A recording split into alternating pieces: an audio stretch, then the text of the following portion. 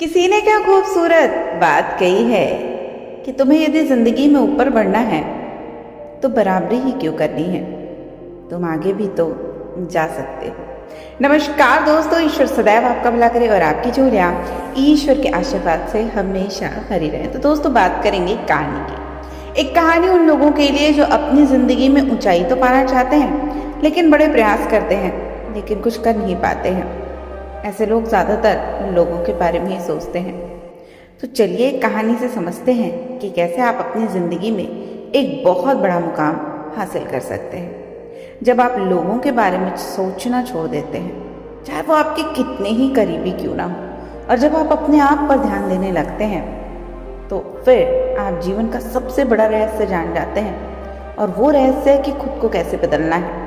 तो चलिए शुरुआत करते हैं कहानी की। बहुत समय पहले की बात है कि एक बहुत ही बुद्धिमान सन्यासी एक जंगल के पास अपनी कुटिया बनाकर रहते थे। जो भी उनके पास अपनी समस्या लेकर आता वो बहुत ही बुद्धिमानी से उसकी समस्या का समाधान निकाल देते थे। एक दिन वो वहीं पास के ही एक गांव में भिक्षा के लिए गए, और जब वो भिक्षा मांगकर लौट ही रहे थे तो रास्ते में उन्हें एक युवा व्यक्ति ने रोक लिया और कहा, मैंने सुना है कि आप किसी भी समस्या को बड़ी बुद्धिमानी से सुलझा सकते हैं।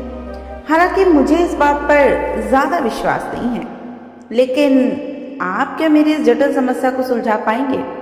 लेकिन कुछ लोगों ने मुझसे ये भी कहा है कि आप बहुत बुद्धिमान हैं, आपके बुद्धिमानी के किस्से बड़े दूर दूर तक प्रचलित हैं। इसलिए मैं आपसे एक ही बात जानना चाहता हूँ कि हमें किसी भी काम में असफलता की घबराहट क्यों होती है, और हम अपने किसी भी लक्ष्य को असफलता या घबराहट के बिना कैसे प्राप्त कर सकते हैं। उस युवा व्यक्ति की बात को सुनकर वो बौद्ध सन्यासी थोड़ा मुस्कुराए और बोले, मैं तुम्हारे हर प्रश्न का उत्तर जरूर दूंगा। उसके बाद तुम्हारी सारी समस्याओं का हल जरूर हो जाएगा और तुम्हारी घबराहट भी खत्म हो जाएगी, लेकिन उससे पहले तुम्हें मेरे साथ मेरी कुटिया तक चलना होगा। वो युवा लड़का उस सन्यासी की बुद्धिमत्ता को परखना चाहता था, इसलिए वह कुटिया तक जाने के लिए तैयार हो गया। और इसके बाद वो बौद्ध सन्यासी उस लड़के को अपने साथ जंगल के पास बनी कुटिया में लेकर आए, लेकिन तब तक शाम हो चुकी थी, इसलिए वो दोनों भोजन करके सो गए। अगले दिन जब वो उठे तो वो बुद्धिमान लड़का सन्यासी से कहता है कि गुरुदेव, आज हमें क्या करना है? तब सन्यासी ने उस लड़के से कहा कि चल, आज मैं तुम्हें जंगल की सैर करा के लाऊंगा। और फिर वो दोनों जंगल की ओर चल पड़ते हैं। जंगल में आगे चलते हुए कुछ देर बाद बुद्धिमान सन्यासी ने उस लड़के को एक गुफा दिखाई और कहा, चलो मैं तुम्हें उस गुफा की सैर कराता हूँ। लड़के ने कहा, हाँ, मुझे भी जंगल की गुफा देखने की बड़ी तीव्र इच्छा हो रही है। और उसके बाद वो दोनों गुफा के अंदर चले गए। गुफा के अंदर काफी अंधेरा था, लेकिन थोड़ी देर बाद बौद्ध सन्यासी चुपके से गुफा से बाहर निकल आए और द्वार को बाहर से बंद कर दिया। अब उस लड़के ने गुफा को खोलने का बहुत प्रयास किया। गुफा के अंदर से उसने बहुत सारी आवाजें दी कि हे मुनिवर, गुफा का दरवाजा खोल दीजिए, आप कहाँ चले गए, मुझे जवाब क्यों नहीं दे रहे? लेकिन जब बहुत देर तक जवाब नहीं मिला तो वो घबरा गया और घबरा कर गुफा के द्वार की तरफ भागा। और जैसे ही वो गुफा के प्रवेश द्वार पर पहुंचा, वो हैरान हो गया, ये क्या, यहाँ तो किसी ने गुफा के द्वार को बाहर से बंद कर दिया है, एक बहुत बड़ा पत्थर लगा दिया है और इस द्वार को मैं कभी भी नहीं खोल सकता हूँ। अब वो अकेले उस अंधेरी गुफा में काफी भयभीत और परेशान हो गया। सोचने लगा, कहीं उस सन्यासी ने उसे मारने की योजना तो नहीं बनाई है। अब वो गुफा में इधर उधर घूमकर बाहर निकलने का रास्ता ढूंढने लगा। वो गुफा में काफी देर तक इधर उधर भटकता रहा, लेकिन उसे बाहर निकलने का कोई रास्ता नहीं मिला। अब उसे जोरों की प्यास और भूख भी लग रही थी, इसलिए वो शांत होकर एक जगह बैठ गया। तभी उसे एक सुरंग से सूर्य की रोशनी आती हुई दिखाई दी, और उस रोशनी से आने वाली सुरंग तक पहुंचना बहुत ही कठिन था, क्योंकि चारों तरफ बस अंधेरा ही अंधेरा था और वो सुरंग भी काफी ऊंचाई पे थी। पर फिर भी वो तुरंत उठा, अपनी सारी भूख प्यास को भूलकर सारा ध्यान उस गुफा से बाहर निकलने पे लगा दिया। काफी मेहनत और प्रयास करने के बाद वो सूर्य की रोशनी आने वाली जो जगह थी उस सुरंग के मुहाने तक पहुंच गया। और कुछ देर तक उस सुरंग में ऊपर की ओर चढ़ता गया। तभी अचानक उसे वो सन्यासी हाथ आगे बढ़ाता हुआ दिखा। वो लड़का झट से उस सन्यासी का हाथ पकड़ के बाहर आ गया और बाहर निकलते ही उस सन्यासी को देखकर गुस्से से चिल्लाकर कहा कि हे गुरुदेव, आप पागल हो गए?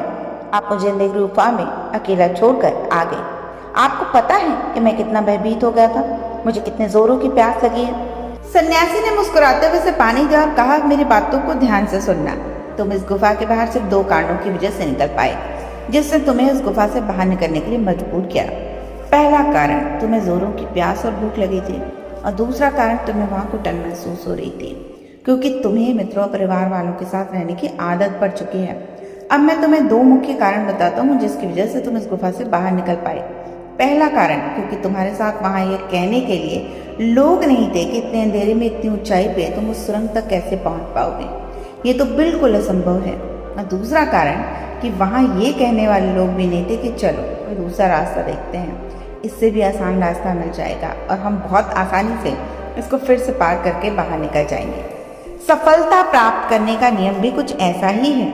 यह तो मैंने तुम्हें सफलता कैसे प्राप्त की इसकी एक छोटी सी दुनिया बनाकर दिखाई है, और वास्तविक दुनिया इससे कहीं अधिक जटिल होती है।